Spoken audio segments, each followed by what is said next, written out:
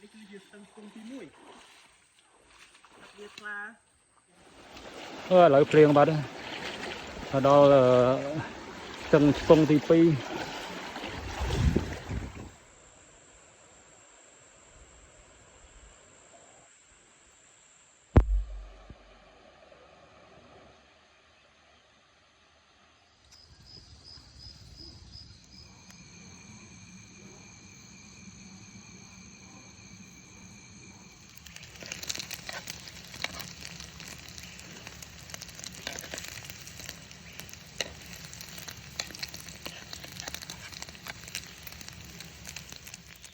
សុខស្រីបងប្អូននេះគឺជាផ្លែមៀនព្រៃបងប្អូនផ្លែមៀនព្រៃនេះវាមានរសជាតិផ្អែមឆ្ងាញ់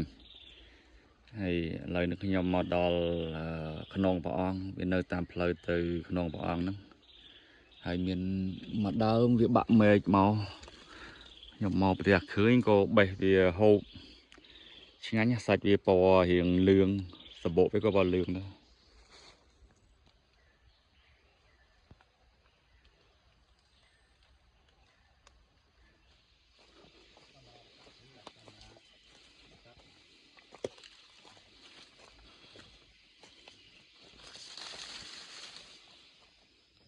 បងប្អូននេះមិនដឹងជាវល្លិស្អីគេស្អាតណាស់រៀងវាយល់គឺស្អាតហ្មងវាដូចក្បាច់ឡើងទៅគួចចូលគ្នាអាសិតនឹងជឿនឹងដែរតែថាវាមានរឹសតាមអាដើមវាថ្កល់នេះជាមួយមកកន្លែងទៀតខ្ញុំប្រាប់ណា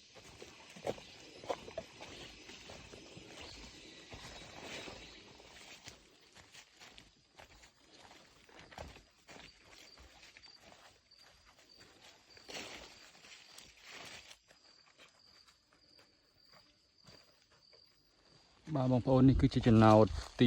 3ផ្លូវឡើងភ្នំព្រះអង្គ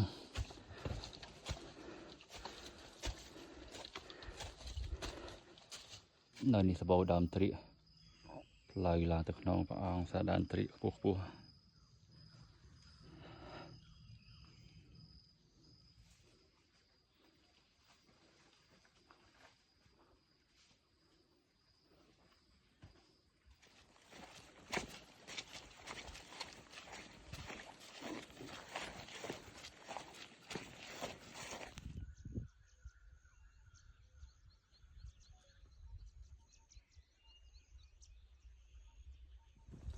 បានវា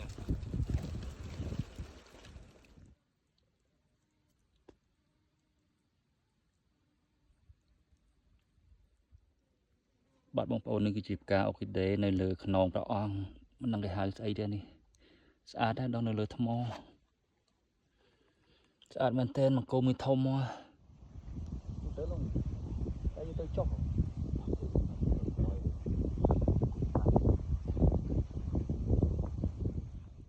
តែហូបបាយទៅវិញព្រោះឯងមិនបាច់រំពឹងទេជឿខ្ញុំយកចិត្តធ្វើអីរំពឹងទេដែលវាជាការពិតដែលវានេះមិនជឿរំពឹងទេទៅលងតែទៅចុះ